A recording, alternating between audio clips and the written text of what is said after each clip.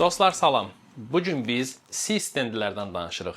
Çox adamın öyrənməyə, ümumiyyətlə danışmağa çəkindiyi, çox da maraqlı olmayan, deyərdim ki, bu sahədə ən darıxdırıcı texnikalardan biri olan C stendlərdir ki, biz C stendlərdən indi danışacağıq. C stend nədir? Ümumiyyətlə niyə studiyada digər formada ayaqlar qaldığı halda biz bunlardan istifadə edirik? Hansı hallarda istifadə olunmalıdır, hansı hallarda istifadə etmək bir o qədər də bizə praktik olmayacaq?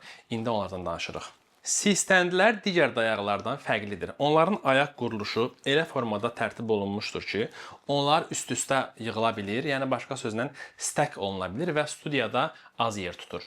Poladdır, alüminiuma görə daha dözümlüdür, amma ağır olduğu üçün daşımağa əlverişli deyil. Buna görə daha çox studiya ortamları üçün uyğundur.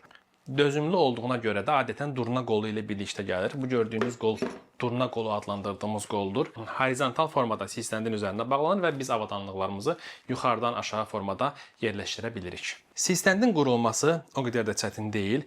Əvvəl ayaqları bu qaydada açırıq. Sonra isə ana sütunu bu hissəyə yerləşdiririk və bu vinti sıxırıq ki, yerindən çıxmasın. Durna qolunu da bağlamaq üçün başlığı bu formada yerləşdiririk. Bu hissədəki dəmiri çıxarmağı unutmayın.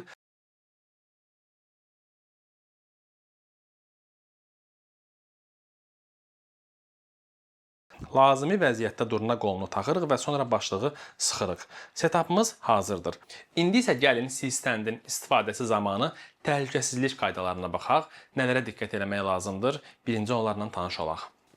Bum qoluna avadanlıqları elə tərəfdən bağlamalıyıq ki, ağırlıq sağ əqrəbi istiqamətində düşsün və öz çəkisi ilə bu başlığı açmasın, əksinə bərk itsin. Əgər işığımız ağırdırsa, qolun arxa tərəfinə sandbag qoymaq olar ki, ağırlıq mərkəzi tarazlansın. Əgər onu edə bilmiriksə, softbox C-stendin uzun ayağı üstünə yüklənir və bu formada aşma ehtimalını minimuma endirmiş oluruq. C-stend yığılan zaman da təhlükəsizlik qaydalarına riayət olunmalıdır. Əlimizi bu hissədən tutub tədricən dayağın hündürlüyünü azaldırıq. Qəti şəkildə bu hissələrdən tutmaq olmaz. Əgər imkan varsa, əlcə ilə istifadə etmək daha təhlükəsizdir. Rahat vəziyyətə gətirəndən sonra isə əvvəlcə softboxumuzu, sonra isə işığımızı sökürük. Yalnız bundan sonra bu başlığı açmaq olar. Belə dostlar, bugün biz digər dayaqlara oxşamayan, öz unikallığı ilə seçilən C-stend ilə tanış olduq. Onların müsbət və mənfi tərəflərini gördük. Bu formada digər videolar sizə maraqlıdırsa, TechSaz kanalına abunə ola bilərsiniz. Videonu bəyənə bilərsiniz.